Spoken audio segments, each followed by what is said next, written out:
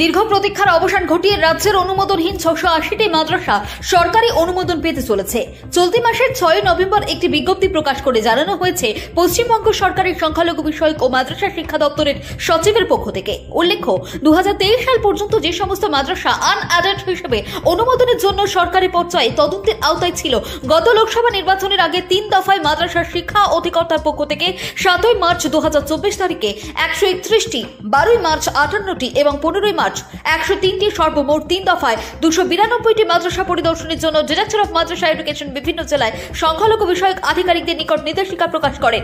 কিন্তু তার কয়েকদিন পর লোকসভা ভোট ঘোষণা হওয়ার কারণে প্রশাসনিক আধিকারিকদের মাদ্রাসা পরিদর্শন বন্ধ রাখতে হয়। নির্বাচন পরবর্তীতে 1 মাস ধরে বেশিরভাগ ব্লকের আধিকারিকগণ সেই নির্দেশিকা পালনে যথাযথ ভূমিকা পালন করেননি, এমনটি অভিযোগ ওঠে, যার ফলে জেলা সংখ্যালঘু দপ্তরে এবং জেলা সংখ্যালঘু দপ্তর মারফত ডিরেক্টর অফ মাদ্রাসা এডুকেশনের দপ্তরে ভেরিফিকেশনের রিপোর্ট জমা দিতে দেরি হয়। এই বিষয় নিয়ে জেলা সংখ্যালঘু অধিকর্তার পক্ষ থেকে একাধিকবার বিভিন্ন ব্লকের রিপোর্ট তলব করা হয়েছিল, কিন্তু মাদ্রাসাগুলির ভেরিফিকেশন প্রক্রিয়া অত্যন্ত ধীর পর্যায়ে শুরু হয়েছিল বলে দাবি করেন অনুমোদন প্রার্থী বহু শিক্ষা প্রতিষ্ঠানের কর্মকর্তাগণ, শিক্ষা দরদী সাধারণ মানুষ, অভিভাবক বৃন্দ থেকে শুরু করে কর্মরত শিক্ষক শিক্ষিকা ও শিক্ষাকর্মী বৃন্দ। তাদের অভিযোগ, প্রায় 4 মাস কাজ বন্ধ ছিল, তারপরেও ভেরিফিকেশনের কাজ শুরু হলেও তার গতি ছিল অত্যন্ত ধীর। এরপরে বাঙালির সর্বজনীন দুর্গোৎসবে আবারও প্রায় 1 মাস কাজ বন্ধ হয়ে যায়। বিশেষ করে রাজ্যের সংখ্যালঘু অধ্যুষিত জেলা মুর্শিদাবাদ, মালদা, উত্তর দিনাজপুর, উত্তর ও দক্ষিণ 24 পরগনা জেলার বৃহত্তর সংখ্যক প্রতিষ্ঠানের নাম ভেরিফিকেশনের তালিকা থাকা সত্ত্বেও এখনো পর্যন্ত ভেরিফিকেশন হয়নি। প্রশ্ন উঠেছে, তাহলে কিভাবে 680টি মাদ্রাসার অনুমোদনের বিজ্ঞপ্তি জারি হলো? সিংহভাগ আবেদনকারীর মাদ্রাসার ভেরিফিকেশন রিপোর্ট হয় বিডিও অফিসে জমা পড়ে আছে, অন্যথায় জেলা সংখ্যালঘু দপ্তরে জমা পড়ে আছে।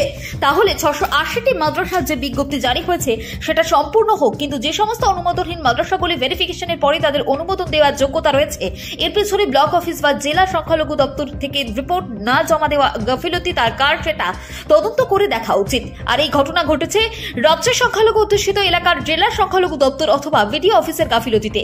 এই বিষয় নিয়ে West Bengal NSK staff welfare অ্যাসোসিয়েশনের রাজ্য সভাপতি ফিরোজ উদ্দিন বলেন, সরকারের ইতিবাচক ভূমিকা উল্লেখযোগ্য। মাননীয় মুখ্যমন্ত্রী কথা রাখার চেষ্টা করেছেন। পাশাপাশি সংখ্যালঘু দপ্তরের ঊর্ধ্বতন কর্তৃপক্ষ হিসেবে মাননীয় সচিব doctor P V. Salim, director of Madrasa education Abid Hossain যথেষ্ট দায়িত্বশীল ভূমিকা পালন করার পরেও 1 শ্রেণীর ব্লক স্তরের আধিকারিকদের জন্য সংখ্যালঘু সম্প্রদায়ের উন্নয়ন যথেষ্ট ব্যাঘাত ঘটছে, যার জ্বলন্ত নমুনা অনেক ব্লকেই জেলা প্রশাসন থেকে চিঠি আসার পরেও যথাসময়ে ভেরিফিকেশন না করা। তাদের এই মানসিকতার জন্য মুখ্যমন্ত্রীর স্বপ্ন পূরণে ব্যাঘাত ঘটছে বলে তিনি দাবি করেন। Bureau report, BNA news. কিছুদিন আগে দেখছিলাম রাজ্যের সংখ্যালঘু দপ্তর, মাইনরিটি অ্যাফেয়ার্স দপ্তর থেকে একটি বিজ্ঞপ্তি জারি হয়েছিল, 680টি আনডেড মাদ্রাসাটিকে অনুমোদন দেওয়া হবে। এই বিজ্ঞপ্তি প্রক্রিয়া কি কোনো গলদ রয়েছে? এমনই অভিযোগ উঠে আসছে বিভিন্ন ব্লক বা জেলা স্তর থেকে। ইন্সপেকশন চলছে, রিপোর্ট দেওয়ার কথা ছিল, সেগুলো না দেওয়া হয়নি। তারপরেও এই বিজ্ঞপ্তি গভর্নমেন্টের এই মাইনরিটি সংখ্যালঘু দপ্তর থেকে ঘোষণা করা হয়েছে। এই বিষয় নিয়ে একদম সঠিক তাদের অভিযোগ এবং আমার অভিযোগ। গত 6 নভেম্বর 2024 মেমো নম্বর 3633-এ OSD and executive secretary government of West Bengal, secretary West Bengal board of মাদ্রাসা এডুকেশনকে নোটিফিকেশন করেছে, অর্ডার করেছে যে 680টা যে আনএডেড মাদ্রাসা এবং তার ডিএলআইটি রিপোর্ট ফরওয়ার্ড করেছে। এখানে proposal for consideration and appropriate action, এক্ষেত্রে এগুলোকে এক কথায় অ্যাপ্রুভাল দেওয়ার কথা বলেছে। কিন্তু একদম সঠিক তথ্য হলো আজকের দিন পর্যন্ত বহু জেলায় বহু ব্লকে ইন্সপেকশন চলছে। কারণ এই গত মার্চ মাসেও লোকসভা নির্বাচনের আগে 3টি লিস্ট প্রকাশ হয়। 305 নম্বর মেমো, যেটা মানে আপনার 7/3/2024-এ প্রকাশ হয়। 326 নম্বর মেমো, যেটা 12/3/2024-এ প্রকাশ হয়, এবং 349 নম্বর মেমো, যেটা 15/3/2024-এ প্রকাশ করা হয়।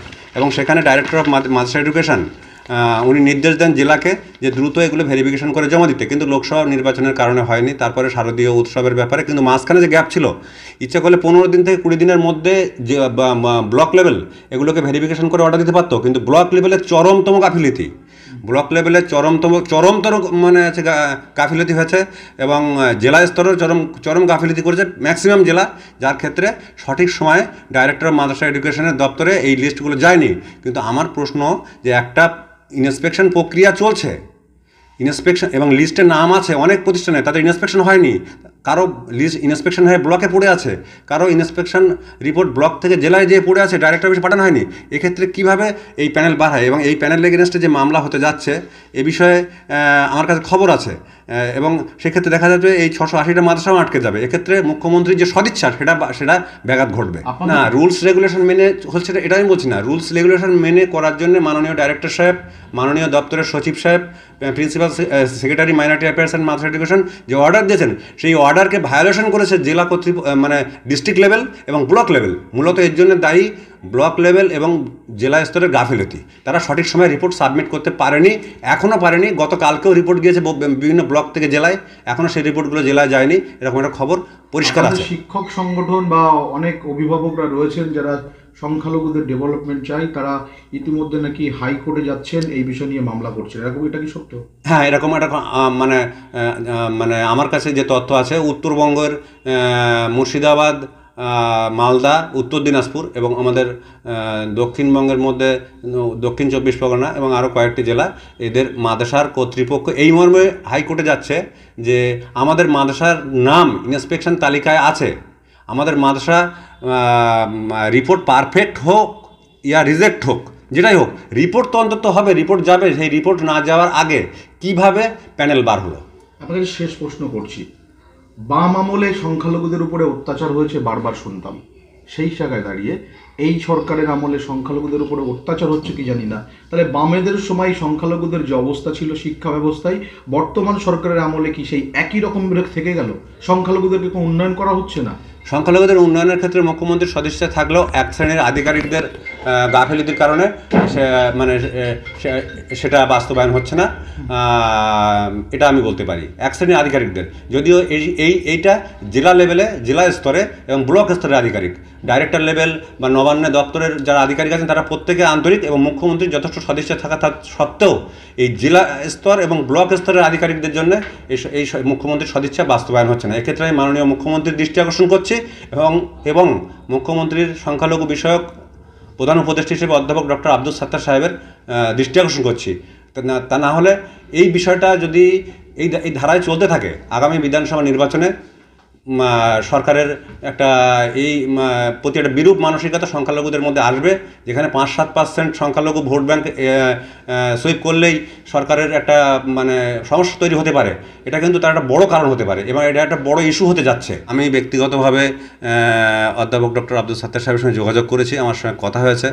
উনি অত্যন্ত দায়িত্বশীল এবং দক্ষ একজন প্রশাসক। উনি দীর্ঘদিন ওয়াকফ বোর্ডের চেয়ারম্যান ছিলেন, মাদ্রাসা বোর্ডের চেয়ারম্যান ছিলেন, 5 বছর মাদ্রাসা উন্নয়ন এবং সংখ্যালঘু দপ্তর সামলেছেন দক্ষতার সঙ্গে। এবং এই মাদ্রাসাগুলো তৎকালীন বামফ্রন্ট সরকার যে মাদ্রাসাগুলো MSK হিসেবে দিয়েছিল 497টা প্রতিষ্ঠান, এটা সম্পূর্ণভাবে এর কৃতিত্ব অধ্যাপক ডক্টর আব্দুল সাত্তার সাহেবের, ওনারই অবদান। উনি অত্যন্ত আন্তরিক ছিলেন আমাদের এই ব্যাপারে। তারপরে উনি সরকার পড়ে যাওয়ার পরে, বামফ্রন্ট সরকার চলে যাওয়ার পরে তৃণমূল কংগ্রেস সরকার ক্ষমতায় আসে, কিন্তু সেভাবে যারা মন্ত্রী হয়েছেন তাদের কোনো কর্মক্ষমতা ছিল না, একদম কি বলা যায়, এক কথায় অপদার্থ। গোলাম রব্বানী সাহেব, বর্তমান তাজমুল হোসেন সাহেব, এনাদের কোনো ইনিশিয়েটিভ নেই। সেক্ষেত্রে অধ্যাপক ডক্টর আব্দুল সাত্তার সাহেবকে মাননীয় মুখ্যমন্ত্রী সংখ্যালঘু উন্নয়ন ও মাদ্রাসা শিক্ষা দপ্তরের প্রধান উপদেষ্টা হিসেবে আনায় আমরা অত্যন্ত খুশি যে একজন যোগ্যতম মানুষকে আনা হয়েছে এবং উনি ক্রাইসিস ম্যানেজার। কারণ রাজ্যে এই মুহূর্তে ওয়াকফ থেকে আরম্ভ করে আলিয়া বিশ্ববিদ্যালয় এবং OBC সংক্রান্ত ব্যাপার, মাদ্রাসা সার্ভিস কমিশন সব জটিলতার মধ্যে চলছে, যেগুলো সবগুলোর ডক্টর আব্দুল সাত্তার সাহেবের মস্তিষ্ক প্রসূত এবং MSKও তদ্রূপ। সুতরাং ওনার মাধ্যমে এই সমস্যার সমাধান কাটতে পারে, এ বিষয়ে আমি সম্পূর্ণভাবে আত্মবিশ্বাসী।